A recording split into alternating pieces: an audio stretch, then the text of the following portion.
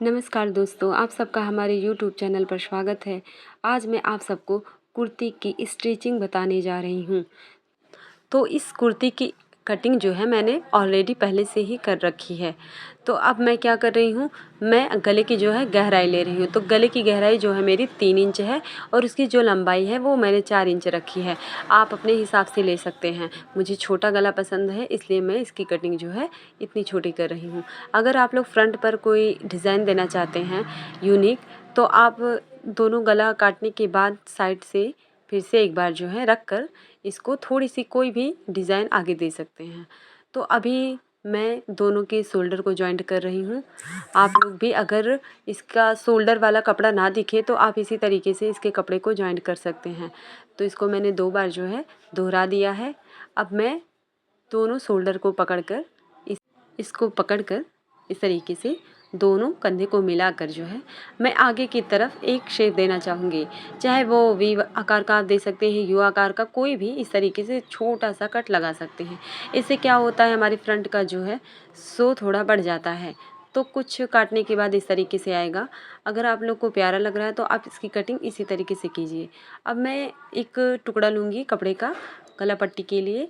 तो उसको क्या करूँगी, मैं सबसे पहले इस चौड़े वाले पट्टी को इस तरीके से बिछा लूँगी। अब उसके ऊपर मैं इस कुर्ती के कपड़े को उल्टा करके रखूँगी। मुझे सीधा करके नहीं रखना है, सीधा करके अगर आप रखेंगे तो आपका गलत हो जाएगा। तो साइड साइड में जो शोल्डर का कपड़ा है, चाहे आप उसे ऊपर की तरफ दबा सकती हैं, चाहे उसे नीचे की तरफ।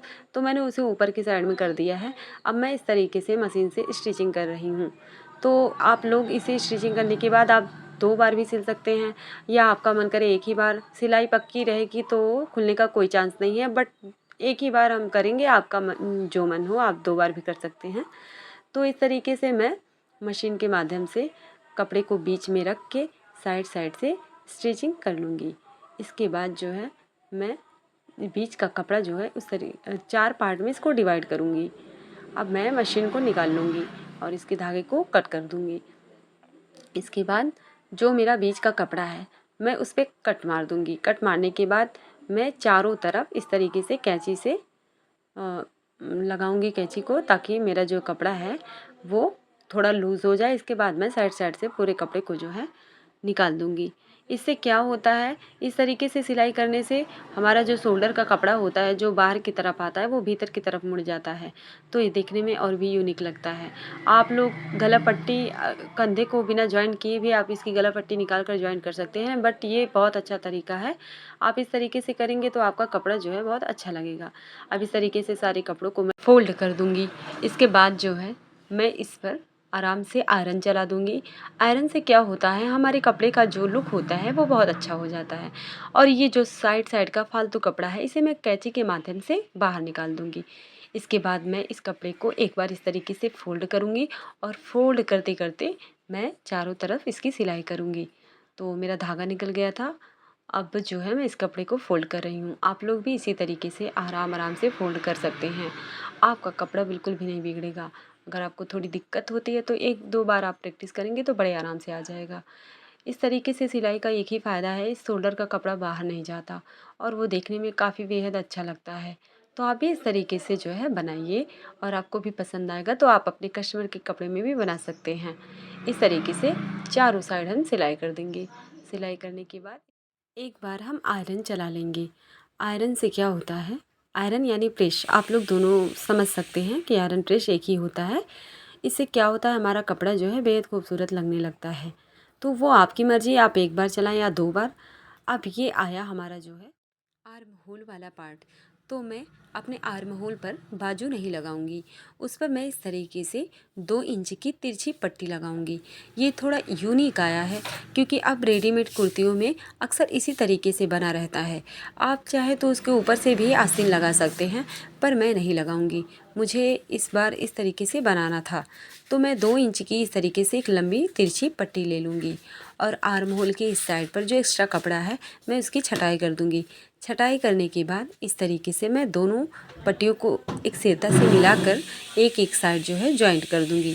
जॉइंट करने के बाद मैं इसको एक बार 2 बार इस पर धागा चला दूँगी। इस तरीके से मैं फालतू एक्स्ट्रा जो कपड़ा है उसे निकाल दूँगी। अब दूसरी साइड भी उसी तरीके से मैं दूसरी पट्टी लेकर डबल बार फोल्ड कर कर इस तरीके से उस पर भी इसे एडजस्ट कर दूँगी। एडजस्ट करने के बाद जो कपड़ा साइड में रहेगा उस पर हम एक बार कट लगा देंगे। कट लगाने से हमारा कपड़ा ढीला हो जाता है और हमें कोई समस्या नहीं होती उसे दोबारा फोल्ड करने में, इसलिए हम कैंची के माध्यम से इस तरीके से छोटे छोटे कट लगा देंगे। अब मैं अपनी कुर्ती को इस तरीके से सीधा कर लूँगी। सीधा करने के बाद जो हमारा कपड़ा है उसे इस अपनी तरफ खींचकर इस तरीके से उस पर साइड साइड से एक महीन सिलाई लगाऊंगी।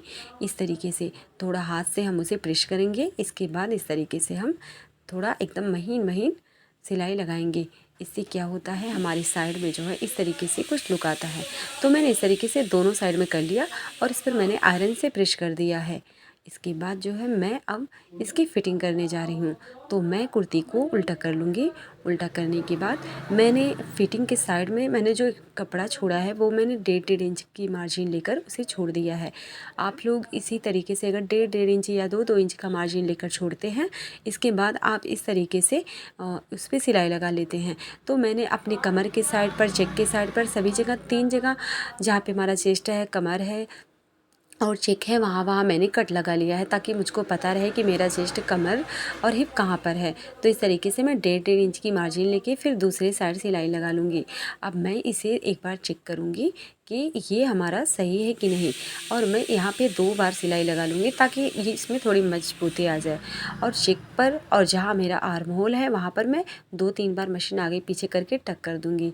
अब ये मेरा कुर्ती जो है उसका लंबाई छोटा था, तो हमारी कुर्ती छोटी हो गई है, इसलिए मैंने 6 इंच की पट्टी निकाली है और नीचे कुर्ती के नीचे साइड में इस तरीके से मैं फ़ोल्ड करके डबल फ़ोल्ड करके इसे जॉइंट कर दे रही हूँ।